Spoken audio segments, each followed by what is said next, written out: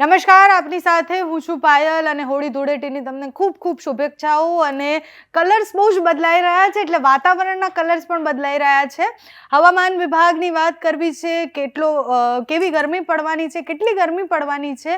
તમે જુઓ, વિંડીના માધ્યમથી આપણે જોઈએ તો તમને બધી જ જગ્યાએ ઓરેન્જ કલર દેખાતો હશે અને એ ઓરેન્જ કલર થોડો ડાર્ક થતો જશે અને ગરમી વધવાની છે।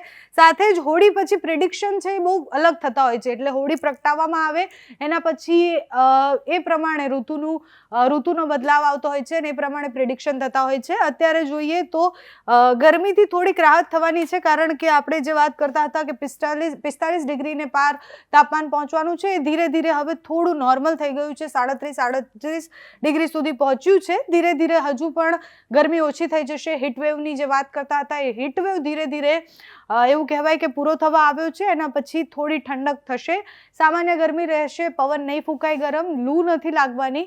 પણ જે વેસ્ટર્ન ડિસ્ટર્બન્સ સતત પસાર થઈ રહ્યા છે, વેસ્ટર્ન ડિસ્ટર્બન્સને કારણે ઘણી બધી જગ્યાએ વાતાવરણમાં બદલાવ આવશે। 4-5 રાજ્ય એવા છે કે જ્યાં ખૂબ વધારે ગરમી પડવાની છે, જેમાં ગુજરાતનો પણ સમાવેશ થાય છે।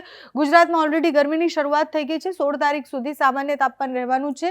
35, 36, 37 ડિગ્રી સુધી તાપમાન રહેવાની સંભાવનાઓ છે। એનાથી વધારે તાપમાન નથી જવાનું। આપણે જે 40-45 ડિગ્રી સુધી તાપમાન જવાની વાત હતી, એ હીટવેવ પૂરું થઈ ગયું છે અને હવે જે ગરમી પડવાની છે, સામાન્ય મધ્યમ ગરમી હશે। એના પછી જે ગરમીની શરૂઆત થશે, એટલે 20 તારીખ પછી જે ગરમી પડશે, એમાં વધુ એક હીટવેવ આવશે અને એ હીટવેવમાં પણ એવું કહેવાય છે કે 45 ડિગ્રીને પાર તાપમાન પહોંચવાનું છે। એટલે જે થોડા દિવસ આપણે ગરમીથી ત્રસ્ત રહ્યા, એ હવે તમને અનુભવ નહીં થાય। થોડી સામાન્ય ગરમી પડવાની છે, કારણ કે આ ગરમીની શરૂઆત છે। હોળી પછી વાતાવરણ બદલાતું હોય છે અને એટલે જ હોળી પછી હવે વાતાવરણ બદલાવાની શરૂઆત થવાની છે। ગુજરાતમાં સામાન્યથી મધ્યમ ગરમી રહેશે। હવામાન વિભાગ શું કહે છે એ પણ જોઈએ આપણે, કયા દિવસે કેટલી ગરમી પડવાની સંભાવના છે। 13 તારીખની સ્થિતિ આપણે જોઈએ તો મેક્સિમમ ટેમ્પરેચર ક્યાં પહોંચ્યું હતું, કારણ કે જો 40 ડિગ્રી સુધી તો અહીંયા બતાવે જ છે, 41 ડિગ્રી સુરેન્દ્રનગરમાં પહોંચ્યું હતું। એટલે ગઈકાલ સુધી જે ગરમી પડી હતી, એનાથી હવે આજથી ખૂબ રાહત થવાની છે, કારણ કે આજે 35-36 ડિગ્રી સુધી તાપમાન રહેવાનું છે। તમે જુઓ કે ડીસામાં પણ 40 ડિગ્રી સુધી તાપમાન પહોંચ્યું હતું। ગાંધીનગર, અમદાવાદ, સુરેન્દ્રનગરમાં 41 ડિગ્રી, વડોદરામાં 40 ડિગ્રી, આ બાજુ સુરતમાં 38 ડિગ્રી, અમરેલીમાં 41, રાજકોટમાં 42, પોરબંદરમાં 40 ડિગ્રી અને આપણે એવું કહેવાય કે કચ્છમાં જ્યાં સૌથી વધારે ગરમી પડતી હોય છે, ત્યાં પણ કંડલાની આસપાસ 41 ડિગ્રી, ભરૂચમાં પણ 40 ડિગ્રીની આસપાસ તાપમાન પહોંચ્યું હતું, જે મહત્તમ તાપમાન હતું। આના થોડા દિવસ પહેલા મહત્તમ તાપમાન એ 45 ડિગ્રી સુધી હતું, જે સામાન્ય નહોતું, કારણ કે ખૂબ વધારે ગરમી હતી। પણ હવે એ ગરમીથી રાહત થવાની છે।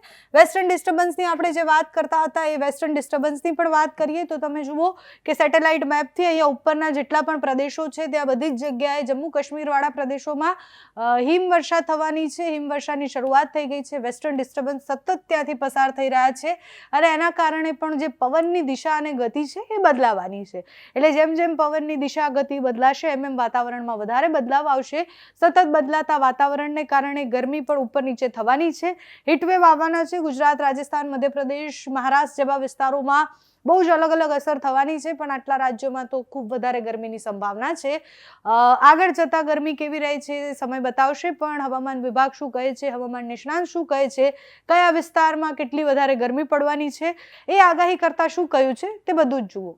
आने वाला अगले 7 दिन तक मौसम शुष्क रहेगा और जो उच्चतम तापमान इसमें सौराष्ट्र का जो एडजॉइनिंग जो नॉर्थ गुजरात रीजन की अलग अलग जगह में 39 to 41 डिग्री सेंटीग्रेड के आसपास रहेगा उच्चतम तापमान।